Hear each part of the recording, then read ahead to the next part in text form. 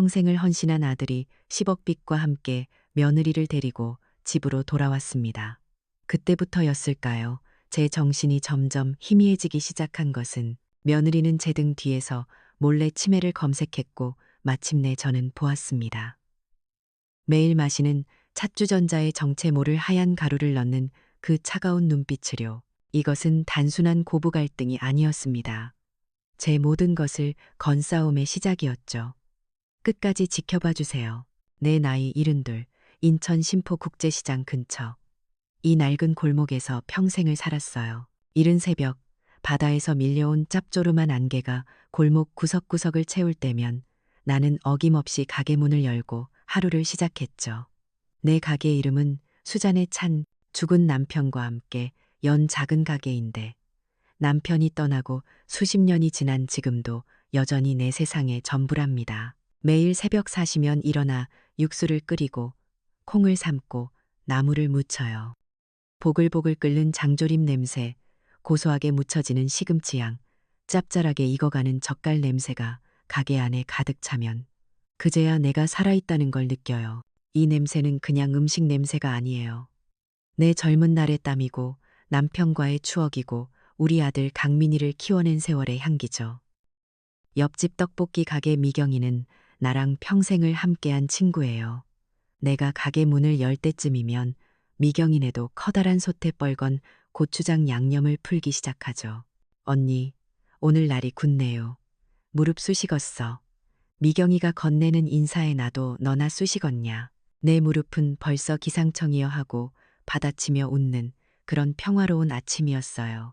멀리 바다 건너 안개 너머로 보이는 송도 신도시의 삐죽삐죽한 빌딩들은 꼭 다른 세상 이야기 같았죠. 저 반짝이는 유리 건물들 속에서는 어떤 사람들이 살까? 나와는 전혀 다른 시간을 살고 있겠지. 그런 막연한 생각만 할 뿐이었어요. 그 차가운 빌딩 숲이 내 삶을 통째로 집어삼키러 올 거라고는 꿈에도 생각 못했죠. 그 평화가 깨진 건 석 달 전 아들 강민이 내외가 쫄딱 망해서 집으로 들어오던 날이었어요. 잘 나가던 사업이 하루아침에 무너지고 10억이라는 빚더미에 올라앉았다고 하더군요. 다 큰 아들 내외 7살짜리 손주 민준이까지 갑자기 낡은 우리 집이 북적이기 시작했어요. 처음엔 그저 안쓰럽기만 했죠. 얼마나 힘들었을까. 오죽하면 이 늙은 어미한테까지 왔을까 싶어서 매일같이 더 맛있는 밥, 더 따뜻한 국을 끓여 먹였어요. 하지만 함께 사는 건 생각과 많이 달랐어요. 나는 평생을 아끼고 절약하며 살아온 사람인데 며느리 지연이는 아니었나 봐요. 벼랑 끝에 몰린 상황에서도 매일 밤 스마트폰으로 명품 가방을 구경하고 배달 음식을 시켜 먹는 걸 보면 속에서 천불이 났지만 꾹 참았어요. 내색하면 괜히 서러울까 봐요. 아들 강민이는 사업 실패 후 사람이 완전히 변했어요. 어깨는 축 처져서 방에 틀어박혀 나오지도 않고 얼굴엔 웃음기가 사라진 지 오래됐죠. 그 냉랭하고 무거운 공기 속에서 유일하게 내게 웃어주는 건 손주 민준이뿐이었어요.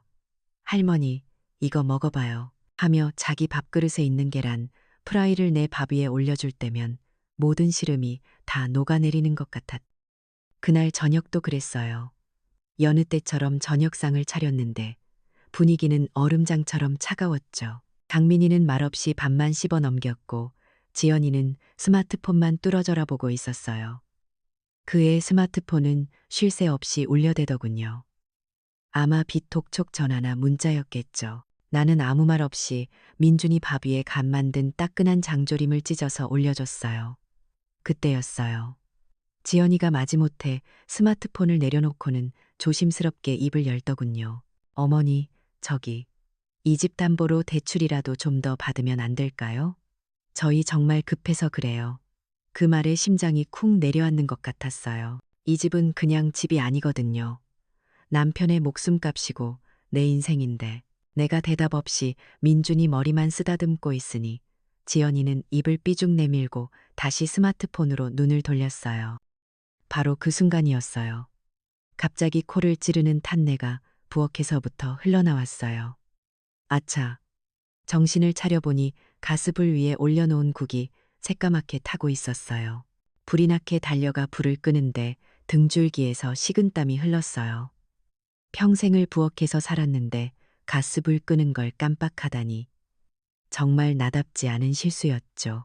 강민이와 지연이가 이상하다는 듯 쳐다보는 시선이 따갑게 느껴졌어요. 그게 시작이었어요. 내 기억이, 내 정신이 조금씩 나를 배신하기 시작한 첫 번째 신호였죠. 낮에는 또 다른 전쟁이 시작됐어요. 어느 날부터인가 양복을 빼입은 멀끔한 남자가 가게로 찾아오기 시작했어요. 자신을 대형 건설사의 한상철 팀장이라고 소개한 남자는 올 때마다 재개발 계획서라는 두꺼운 서류 뭉치를 내밀었죠. 어르신, 이 낡은 시장에 계속 계셔봤자 미래가 없습니다. 저희가 제시하는 보상금이면 아드님 빚도 다 갚으시고 저기 송도에 좋은 아파트 얻어서 편히 사실 수 있습니다. 남자는 아주 예의 바른 말투로 나를 위하는 척 말했지만 그 눈빛은 탐욕으로 번들거렸어요. 주변 상인들이 불안한 눈으로 우리를 힐끔거리는 게 느껴졌죠. 온 시장에 재개발 소문이 흉흉하게 돌기 시작했어요. 누군가는 큰돈을 벌 거라며 기대했고 누군가는 평생의 터전을 잃을까봐 밤잠을 설쳤죠. 나는 한상철이라는 남자에게 단호하게 말했어요. 여기는 내 남편과 내 청춘이 다 묻힌 곳이요. 돈으로 살 수 있는 게 아니니 다시는 찾아오지 마시오. 내 말에 그는 피식 웃으며 돌아섰지만 그게 끝이 아니라는 걸 직감할 수 있었어요. 그 남자의 등 뒤로 거대한 자본의 그림자가 괴물처럼 어른거리는 것 같았거든요. 개인의 삶 따위는 안중에도 없는 모든 것을 돈으로만 계산하는 그런 차가운 세상의 압력이 나를 짓누르기 시작했어요. 그날 밤이었어요. 늦게까지 잠이 오지 않아 뒤척이는데 아들 방에서 지연이의 날카로운 목소리가 새어나왔어요. 어머니 고집 때문에 우리 다 죽게 생겼다고. 저 영감탱이가 버티면 우리가 길바닥에 나앉게 생긴 거 몰라. 악에 바친 절규였죠. 강민이는 아무 말도 하지 않았어요. 그저 깊은 한숨 소리만 들려왔죠. 아들의 그 무기력한 침묵이 며느리의 악다구니보다 내 가슴을 더 아프게 찔렀어요. 나는 조용히 일어나 방문 틈으로 내다봤어요. 지연이는 어둠 속에서 스마트폰 불빛에 얼굴을 비춘 채 무언가를 열심히 검색하고 있었어요. 화면에 스쳐 지나가는 글자들이 희미하게 보였죠. 치매 초기 증상, 기억력 감퇴 원인, 노인 재산 같은 단어들이었어요. 순간 온몸의 피가 차갑게 식는 것 같았어요. 지연이의 눈빛은 단순한 걱정이 아니었어요. 그건 마치 먹잇감을 노리는 짐승의 눈빛처럼 차갑고 계산적인 무언가가 번뜩이고 있었거든요. 그때 깨달았어요. 우리 가족에게 조용하지만 아주 깊고 무서운 균열이 시작되고 있다는 것을요. 그날 밤 며느리가 몰래 치매 증상을 찾아보던 그 섬뜩한 모습을 본 이후로 우리 집 공기는 완전히 달라졌어요. 이전에는 그저 불편하고 서먹한 정도였다면 이제는 보이지 않는 칼날이 목에 겨눠진 것처럼 서늘하고 아슬아슬한 긴장감이 온 집안을 감쌌죠. 그 서슬퍼런 기운의 한가운데에는 역시나 돈, 바로 빚 문제가 있었어요. 그 멀끔한 양복쟁이 한상철이라는 남자가 다녀간 뒤로 이상한 일들이 벌어지기 시작했어요. 집에 걸려오는 전화가 부쩍 늘었거든요. 예전에는 뜸하던 독촉 전화가 이제는 아침 저녁을 가리지 않고 울려댔어요. 처음 보는 번호로 걸려온 전화를 강민이가 굳은 얼굴로 받았다가 아직 조금만 더 시간을 하며 비굴하게 변명하는 목소리가 방문 틈으로 새어나왔죠. 우편함에는 시뻘건 글씨로 최후 통첩이라고 적힌 우편물들이 매일같이 쌓였어요. 나중에는 험상궂은 남자들이 집 앞을 서성거리기도 했고요. 나중에야 알게 된 일이지만 그 모든 건 한상철이 뒤에서 꾸민 짓이었어요. 흥신소인지 뭔지를 써서 강민희의 빚 내역을 샅샅이 알아낸 뒤 채권자들에게 일부러 박수잔의 땅이 곧 수십억짜리 재개발 부지가 될 거다라는 소문을 흘렸던 거죠. 돈 냄새를 맡은 하이에나들이 더 악착같이 달려들도록 판을 짜놓은 거예요. 강민이와 지연이는 하루하루 피가 마르는 것 같았어요. 지연이는 신경질적으로 손톱을 물어뜯었고 강민이는 뜬 눈으로 밤을 새우다 새벽녘에야 술에 취해 잠이 들곤 했죠. 그러던 어느 날이었어요. 저녁거리를 사러 나갔다 돌아온 지연이가 손에 장바구니 대신 꾸깃꾸깃한 전단지 한 장을 들고 있더군요. 동네 전봇대에서 떼어온 듯한 조잡하기 짝이 없는 광고지였어요. 급전 해결, 서민금융이라는 커다란 글씨 아래 월 9.9%라는 문구가 유난히 눈에 띄었죠. 그걸 보는 순간 가슴이 철렁 내려앉았어요. 죽은 남편이 입버릇처럼 말했거든요. 세상에 쉬운 돈은 없고 쉽게 빌려주는 돈은 반드시 칼이 되어 돌아온다고요. 내가 얘야, 저런 건 다 사기다. 빚이 있어도 정직하게 땀 흘려 갚을 생각을 해야지 하고 조용히 타일렀어요. 그러자 지연이가 그동안 눌러왔던 울분을 터뜨리더군요. 어머니가 뭘 하세요? 지금 저희가 정직 따질 때예요. 당장 길바닥에 나은 게 생겼는데 땀 흘릴 시간은 누가 주는데요. 그의 눈은 절망과 도끼로 가득 차 있었어요. 내 평생의 가치관이 한순간에 낡아빠진 고집으로 내몰리는 순간이었죠. 아들 강민이는 아내와 나 사이에서 고개만 푹 숙인 채 아무 말도 하지 못했어요. 결국 그날 밤 부부는 내 방에 들리지 않게 속삭이며 그 전단지에 적힌 번호로 전화를 걸었고 수화기 너머에서 들려오는 상냥하고 친절한 목소리에 마지막 남은 이성의 끈을 놓아버렸어요. 그렇게 보이지 않는 덫에 제 발로 걸어 들어간 거죠. 3억 원이라는 큰돈이 들어오자 집안에는 잠시 거짓된 평화가 찾아왔어요. 빚 독촉 전화가 뜸해지고 지연이 얼굴에도 오랜만에 웃음꽃이 피었죠. 하지만 그 평화는 신기루처럼 짧았어요. 불과 2달 만에 월 9.9%라는 마법은 복리라는 악마의 얼굴을 드러냈어요. 원금과 이자는 눈덩이처럼 불어나 순식간에 5억을 훌쩍 넘겼죠. 전화기 너머에서 들려오던 상냥한 목소리는 온데간데 없고 이제는 문신을 한 험상궂은 사내들이 대문을 두들기기 시작했어요. 결국 올 것이 오고야 말았어요. 어느 비 오는 날 저녁 그 사내들이 한상철과 함께 우리 집 거실에 들이닥쳤어요. 비에 젖은 구둣발로 안방까지 성큼성큼 들어온 그들은 마치 자기 집 안방인 양 소파에 주저앉았죠. 나는 내 집에서 내가 도둑처럼 구석에 몰려서 있었어요.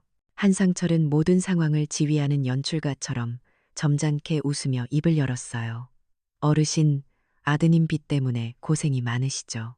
제가 아주 합리적인 해결책을 하나 제안하겠습니다. 그러면서 그가 내민 조건은 악마의 속삭임과도 같았어요.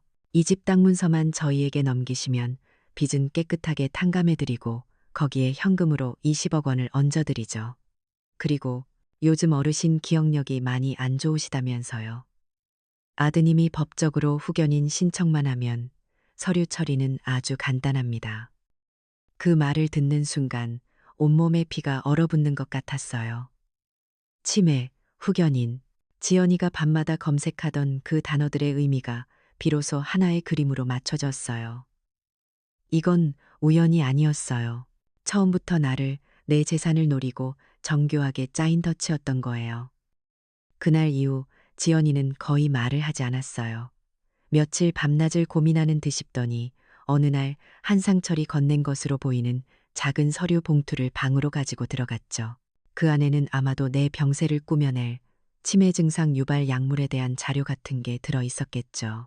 그 애는 이제 스마트폰으로 명품 가방 대신 알아듣기 힘든 약품 이름들을 검색하기 시작했어요. 텔레그램인지 뭔지 어두운 경로를 통해 해외에서 약을 구하는 방법까지 알아내더군요. 그 무렵 내 유일한 말벗인 미경이가 걱정이 돼서 집에 찾아왔어요. 하지만 지연이는 현관문만 살짝 열고는 어머니가 요즘 사람을 잘 못 알아보셔서요. 다음에 오세요라며 매정하게 돌려보냈어요. 나를 세상과 단절시키려는 의도가 분명했죠. 그리고 마침내 그날 저녁이 왔어요. 내가 매일같이 마시는 보리차 주전자 옆에 지연이가 잠시 서 있었어요. 그 애는 주위를 한번 휙 둘러보더니 작은 약 봉지에서 꺼낸 정체불명의 하얀 가루를 주전자 안에 조용히 털어넣었어요. 아무 맛도 아무 냄새도 없는 그 하얀 가루가 물속으로 스르르 녹아 사라지는 모습을 나는 열린 방문 틈으로 똑똑히 보고 말았어요. 이제 정말로 모든 것이 시작되고 있었어요. 며느리가 내 보리차 주전자에 하얀 가루를 넣던 그 순간을 본 이후 나는 내 집에서 포로가 되었어요. 매일 아침 눈을 뜨는 것이 두려웠고 지연이가 건네주는 모든 음식과 물이 독처럼 느껴졌죠. 하지만 내가 무언가를 알고 있다는 걸 들켜서는 안 됐어요. 그 애의 계획이 무엇인지 어디까지 가려 하는지 알아내려면 나는 꼼짝없이 그 독이 든 성배를 받아 마시는 척해야만 했죠. 그 하얀 가루의 효과는 서서히 하지만 아주 확실하게 나타났어요. 처음에는 머릿속에 옅은 안개가 낀 것처럼 멍한 느낌이 들더니 날이 갈수록 그 안개는 짙고 축축한 늪이 되어 내 정신을 통째로 삼켜버리는 것 같았어요. 평생을 해온 반찬 가게, 일도 실수를 연발했죠. 단골 손님 얼굴을 보고도 이름이 생각나지 않아 머뭇거리고 멸치볶음에 넣어야 할 설탕 대신 소금을 집어넣기도 했어요. 한 번은 냉장고 문을 열었는데 내가 아끼는 돋보기 안경이 두부 옆에 얌전히 놓여 있는 걸 보고 소스라치게 놀랐어요. 내가 내 손으로 그걸 거기에 넣었다는 사실조차 기억나지 않았거든요.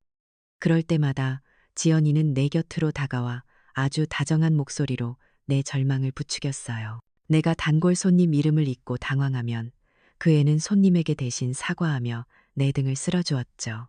어머니, 괜찮으세요? 김 사장님이시잖아요. 방금도 인사하셨는데 그 애의 걱정스러운 얼굴 뒤에 숨겨진 희미한 미소를 약에 취해 흐릿해진 내 눈으로도 똑똑히 볼 수 있었어요. 지연이의 정신적인 공격은 집요하고 교묘했어요. 어느 날은 스마트폰을 내밀며 어머니, 은행 앱으로 돈 좀 보내야 하는데 제가 지금 손이 없어서요. 이것 좀 눌러주세요 하고 부탁하더군요. 복잡한 화면 앞에서 쩔쩔매는 내 모습을 그 애는 스마트폰 카메라로 찍고 있었어요. 내가 이게 대체 뭐냐며 화를 내자 지연이는 눈물을 글썽이며 죄송해요, 어머니, 의사 선생님께 보여드리려고 그랬어요. 어머니 상태를 정확히 아셔야 한다고 해서 라고 말했죠. 그럴듯한 핑계 앞에서 나는 아무 말도 할 수 없었어요. 아들 강민이는 그 모든 광경을 지켜보면서도 그저 고개를 돌려 외면할 뿐이었어요. 그 애의 침묵은 지연이의 행동보다 더 날카로운 비수가 되어 내 심장을 찔렀죠. 나는 몰랐지만 지연이의 전쟁은 집 밖에서도 벌어지고 있었어요. 어느 날부터인가 시장 사람들의 눈빛이 달라졌다는 걸 느꼈죠. 수군거림이 내 등 뒤를 따라다녔고 따뜻했던 눈빛은 동정으로 변해 있었어요. 내가 가게 앞에 앉아 잠시 졸기라도 하면 누군가 저기 봐, 수잔의 할머니 또 저러시네. 쯧쯧, 자식들이 고생이겠다 하고 말하는 소리가 들려왔어요. 지연이는 내가 쩔쩔매는 모습, 멍하니 앉아있는 모습을 몰래 찍어 편집한 뒤 치매 시어머니의 위험한 행동이라는 자극적인 제목을 붙여 인터넷에 퍼뜨리고 있었던 거예요. 맘카페라는 곳에서는 지연이가 익명으로 쓴 치매 시어머니 모시기 너무 힘드네요라는 글이 수많은 사람들의 동정과 지지를 받고 있었고요. 나는 나도 모르는 사이에 세상 사람들에게 자식 고생시키는 문제 있는 노인으로 낙인 찍히고 있었어요. 나를 유일하게 믿어주던 친구 미경이마저 내게서 등을 돌리게 된 건 비가 추적추적 내리던 어느 오후였어요. 내 소식을 듣고 걱정이 되어 한달음에 달려온 미경이는 약기운에 취해 횡설수설하는 내 모습을 보고 얼굴이 하얗게 질렸어요. 나는 미경이에게 무언가 말을 하려고 했지만 혀는 꼬이고 머릿속은 뒤죽박죽이었죠. 그때 지연이가 귀신같이 나타나 미경이의 팔을 붙잡고 눈물을 뚝뚝 흘리며 연기하기 시작했어요. 아주머니, 보셨죠? 제가 정말 너무 힘들어요. 매일매일이 지옥 같아요. 내 친구는 완전히 속아 넘어갔어요. 결국 미경이는 내 손 한 번 제대로 잡아주지 못하고 착잡한 얼굴로 돌아갔죠. 그날 이후 미경이의 발길은 뚝 끊겼어요. 나는 그렇게 세상과 완전히 고립되었어요. 절망의 나락으로 떨어지고 있던 나를 붙잡아준 건 아주 작은 온기였어요. 바로 내 손주, 민준이었죠. 추석을 며칠 앞둔 저녁이었어요. 그날따라 유난히 약 기운이 독했는지 나는 저녁을 먹자마자 방에 들어와 쓰러지듯 잠이 들었어요. 그리고 그 깊은 어둠 속에서 7살짜리 내 손자는 세상에서 가장 잔인한 비밀을 엿듣고야 말았죠. 엄마 아빠 방에서 들려오는 심각한 대화 소리에 민준이는 잠에서 깼다고 해요. 아이는 무서운 마음에 몰래 다가가 방문 틈으로 안을 엿보았대요. 달빛 아래 지연이가 아빠에게 차갑게 속삭이고 있었어요.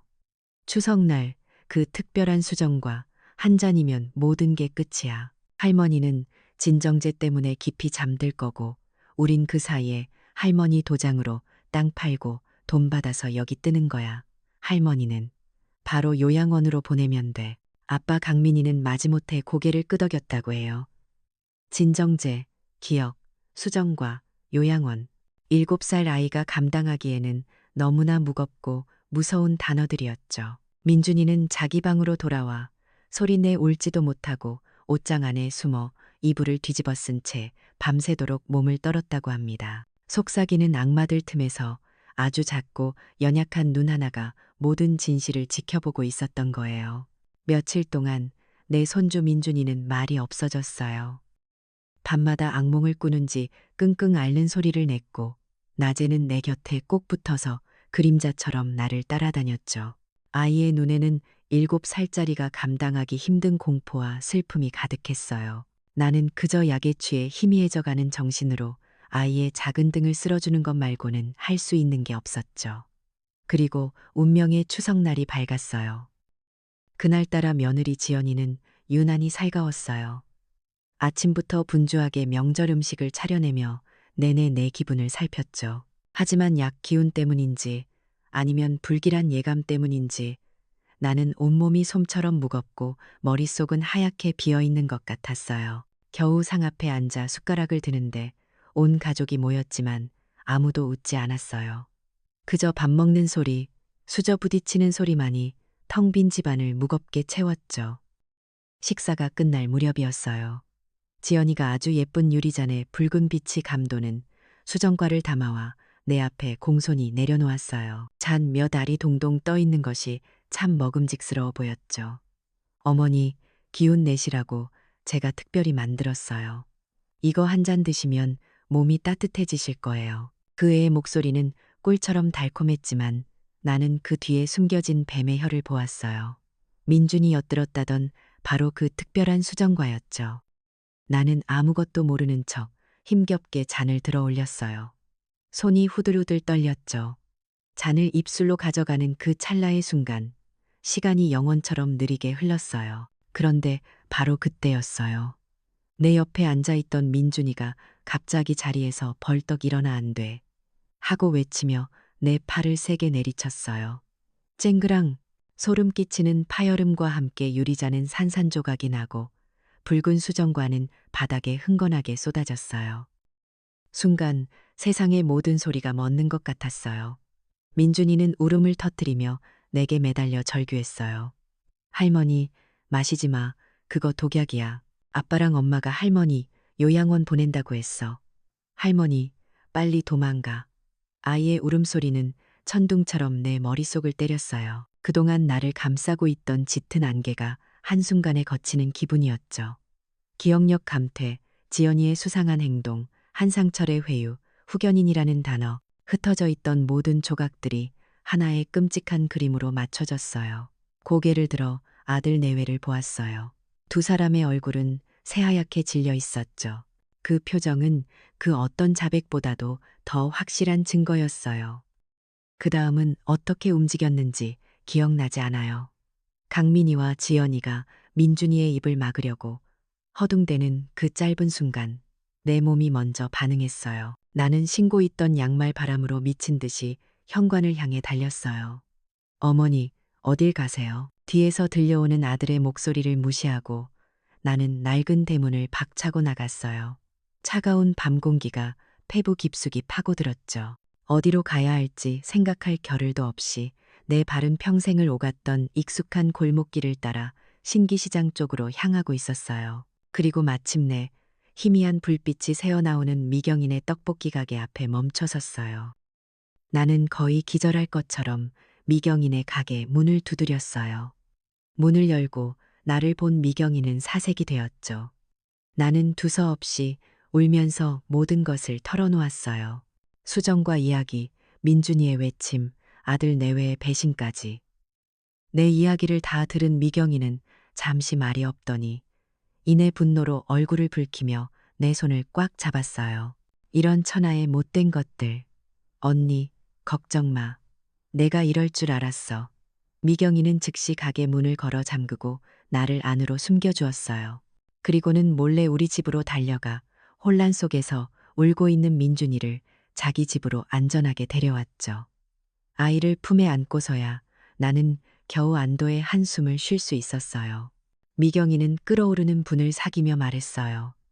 진태 오라버니한테 연락해야겠어. 그 양반이 이런 놈들 잡는 데는 전문가잖아. 한밤중 떡볶이 양념 냄새가 밴 미경이네 가게 뒷방에서 나는 김진태 씨를 만났어요. 남편의 오랜 은인이자 은퇴한 경찰서장. 세월이 흘러 머리는 희끗해졌지만 그 눈빛만은 예전처럼 날카롭게 살아있었죠. 그는 내 이야기를 묵묵히 다 듣고 나더니 어떤 위로나 동정도 없이 차갑게 말했어요. 누님, 정신 똑똑히 차리셔야 합니다. 그는 커다란 가방에서 상상도 못한 물건들을 꺼내놓기 시작했어요.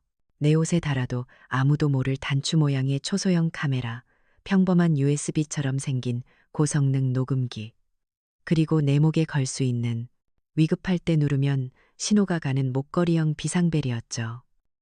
저놈들 잡으려면 완벽한 증거가 필요합니다. 누님이 직접 그 증거를 모으셔야 해요. 이건 누님을 지켜줄 무기입니다. 그는 내 떨리는 손에 그 차가운 기계들을 쥐어주며 간단한 조작법을 알려주었어요. 평생 호미와 칼만 만져온 내 거친 손으로 만지기엔 너무나 작고 생소한 물건들이었죠. 두려웠지만 민준이의 얼굴을 떠올리니 이상하게 용기가 솟았어요. 김진태 씨는 마지막으로 내게 가장 어렵고도 중요한 지시를 내렸어요. 지금 경찰에 신고하면 저놈들은 기억 안 난다. 어머님이 치매라 헛소리한다. 바래말 게 뻔합니다. 돈과 서류가 오가는 거래 현장을 덮쳐야 완벽하게 잡을 수 있어요. 그때까지 집으로 돌아가셔서 더 심하게 아픈 척 연기하십시오. 그 말을 듣는 순간 나는 더 이상 약에 취해 쓰러져 가던 늙은이가 아니었어요. 나는 손자를 지키고 내 남편과 나의 인생이 담긴 이 집을 지키기 위해 기꺼이 호랑이 굴로 다시 들어가는 어미가 되기로 결심했어요. 내 길고 외로운 싸움이 그렇게 시작되고 있었어요. 호랑이 굴로 다시 돌아온 심정이 꼭 그랬어요. 미경인의 가게에서 든든하게 저녁을 먹고 김진태 씨의 비장한 격려를 받으며 다시 내 집 대문 앞에 섰을 때 나는 완전히 다른 사람이 되어 있었죠. 겉모습은 여전히 약에 취해 금방이라도 쓰러질 것 같은 늙은이였지만 속에는 날카롭게 벼린 칼을 품고 있었어요. 아들 내외는 내가 돌아오자 안도의 한숨을 내쉬더군요. 그들에게 내 하룻밤의 부재는 그저 치매 노인의 흔한 가출 소동쯤으로 여겨졌나 봐요. 지연이는 걱정하는 척 내 팔을 부축하며 어머니 어디 갔다 이제 오세요. 얼마나 걱정했다고요라며 연기를 했지만 그 눈빛은 드디어 계획대로 돌아왔구나고 말하고 있었죠. 나는 그 손길을 뿌리치지 않고 순순히 몸을 맡겼어요. 나의 마지막 연기가 그렇게 시작되었습니다. 내 낡고 촌스러운 꽃무늬 조끼의 두 번째 단추는 사실 초소형 카메라였고 머리맡에 놓인 낡은 라디오는 모든 소리를 빨아들이는 고성능 녹음기였어요. 나는 하루 종일 일부러 더 멍하니 벽을 보고 앉아있거나 허공에 대고 죽은 남편을 부르며 헛소리를 했어요. 그러면서도 내 모든 신경은 보고 듣는 것에 집중되어 있었죠. 지연이는 내가 보는 앞에서도 보란듯이 보리차 주전자에 하얀 가루를 탔어요. 어차피 내가 곧 기억하지 못할 거라고 확신했기 때문이겠죠. 그 모든 장면은 내 조끼 단추에 고스란히 담겼어요. 나는 그 물을 마시는 척하다가 지연이가 한눈을 파는 사이에 화초에 몰래 버리곤 했어요. 약 기운이 도는 척 연기하는 건 고통스러웠지만 정신만은 강철처럼 단단히 붙들고 있었어요. 밤이 되면 머리맡의 라디오는 아들 내외의 잔인한 대화들을 남김없이 기록했어요. 거래 날짜만 지나면 이 지긋지긋한 집구석도 끝이야.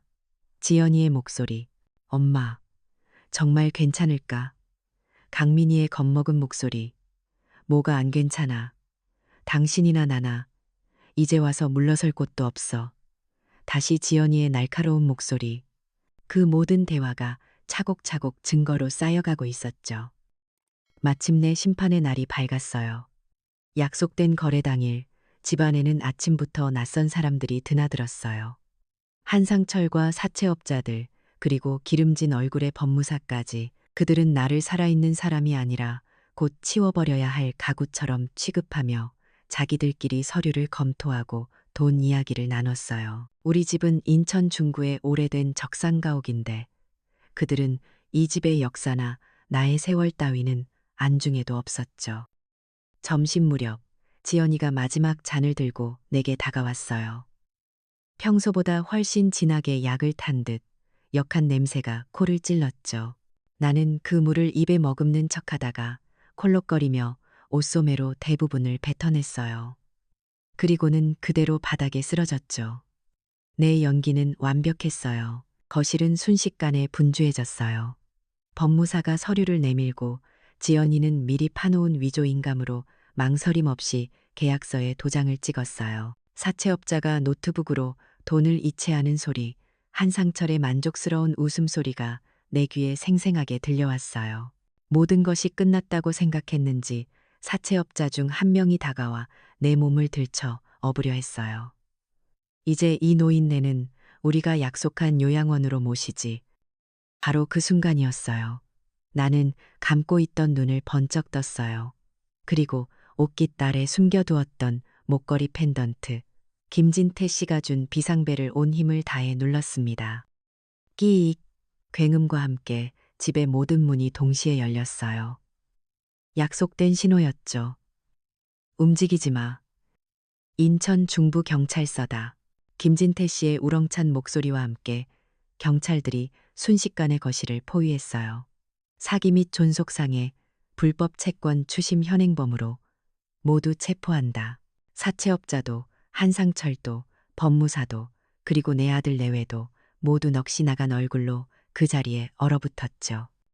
그때 김진태 씨의 수신호를 받은 한 형사가 거실의 낡은 텔레비전을 켰어요.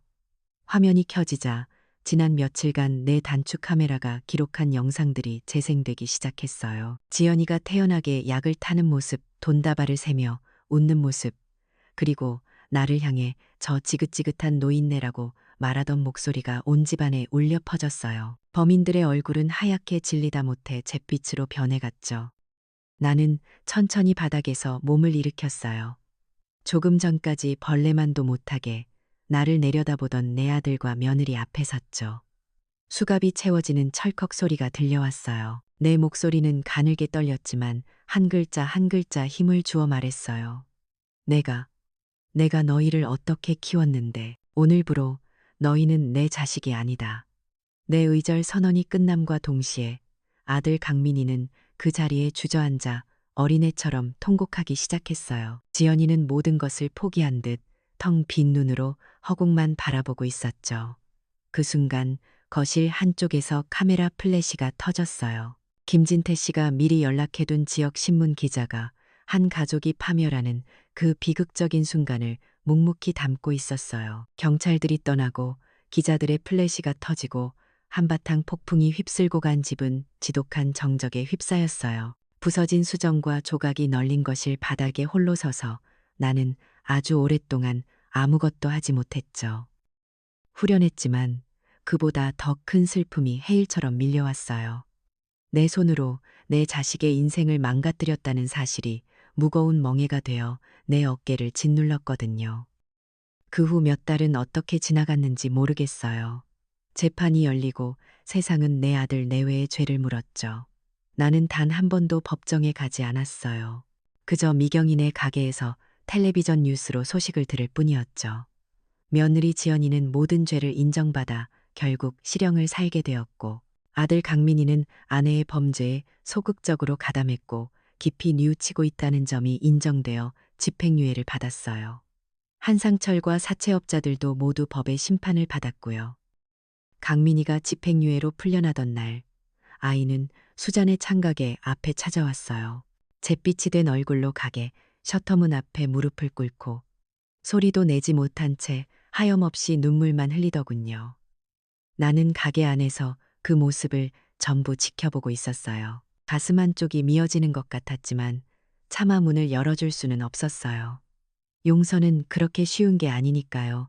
그때였어요. 내 옆에 조용히 앉아있던 손주 민준이가 따뜻한 찐빵 하나를 들고 조용히 밖으로 나갔어요. 그리고는 무릎 꿇고 있는 아빠의 손에 찐빵을 쥐어주더군요. 강민이는 그 작은 온기에 결국 무너지듯 오열했어요. 나는 그 모습을 보며 눈을 감았어요. 완전한 용서는 아니었지만 내 손주가 두 세대 사이에 끊어진 다리를 힘겹게 다시 놓으려 하고 있었어요. 그날 이후 민준이는 나와 함께 살게 되었어요. 아이의 웃음소리가 텅 빈 집을 다시 채워주었고 내 가장 큰 위로가 되어주었. 내 이야기는 인천 할머니, 손자와 함께 사기단 잡다라는 제목으로 지역 신문에 대서특필되었어요. 그 덕에 나는 시장에서 유명 인사가 되었죠. 처음에는 쏟아지는 관심이 부담스러웠지만 곧 나처럼 힘없는 노인들이 더는 당하지 않게 해야겠다는 생각이 들었어요. 인천시의 한 시민단체에서 노인 대상 범죄 예방 강연을 부탁했을 때 나는 큰 용기를 냈어요. 인천시의회 앞 광장에서 열린 행사였는데 수많은 사람들 앞에 선이 다리가 후들거렸죠. 하지만 나는 마이크를 잡고 내 이야기를 담담하게 풀어놓았어요. 내가 어떻게 속았는지, 어떻게 외로웠는지, 그리고 어떻게 작은 용기가 모든 것을 바꾸었는지. 내 이야기에 많은 어르신들이 눈물을 흘렸고 젊은 사람들은 고개를 숙였어요. 그날 이후 인천 지역에서는 노인 인권 지원 조례를 만들자는 움직임이 시작되었어요. 내 작은 목소리가 세상을 바꾸는 작은 나비 효과가 된 거예요. 나는 내 반찬가게 한편에 작은 공간을 만들었어요. 디지털 사랑방이라고 이름 붙였죠. 김진태 씨가 낡은 컴퓨터 한 대를 구해줬고 미경이가 와이파이를 설치해줬어요. 나는 그곳에서 동네 노인들에게 스마트폰 사용법을 알려주기 시작했어요. 자, 봐봐요. 요상한 문자가 오면 절대 누르지 말고 자식들 사진 보고 싶으면 요 녹색 버튼을 누르는겨. 내 투박한 설명에도 할머니, 할아버지들은 아이처럼 즐거워했어요. 옆에서는 민준이가 꼬마 선생님이 되어 할머니들의 스마트폰을 대신 만져주며 재롱을 부렸죠. 세상이 변하면 우리도 변해야 혀. 모르는 게 죄는 아니지만 알려고 안 하는 건 위험한겨. 남을 가르치면서 나 또한 지난날의 상처를 치유받고 있었어요. 어느덧 시간이 흘러 저녁 노을이 시장 골목을 붉게 물들이는 시간. 나는 이제 8살이 된 민준이의 손을 잡고 집으로 돌아가요. 가게 간판, 수잔의 찬에 내가 직접 켠 따뜻한 불빛이 새어나오고 그 불빛이 우리 두 사람의 앞길을 환하게 비춰주죠. 자식에게 받은 상처는 아마 평생 가슴속 깊은 곳에 흉터로 남을 거예요. 하지만 나는 더 이상 약하고 무력한 노인이 아니에요. 나는 내 삶을 지켜낸 생존자이고 이웃과 함께하는 공동체의 일원이며 무엇보다 내 소중한 손주를 씩씩하게 키워내야 할 할머니니까요. 민준이의 작은 손을 꼭 잡고 집으로 향하는 발걸음 위로 이제는 제법 선선한 가을바람이 불어오고 있었어요. 가족에게 모든 것을 헌신했던 박수자 할머니는 가장 큰 배신을 통해 배웠어요. 진정한 가족은 피가 아닌 마음으로 맺어지고 가장 큰 힘은 자신을 지키려는 용기에서 나온다는 것을요. 결국 할머니를 일으켜 세운 건 바로 그 마음과 용기였죠.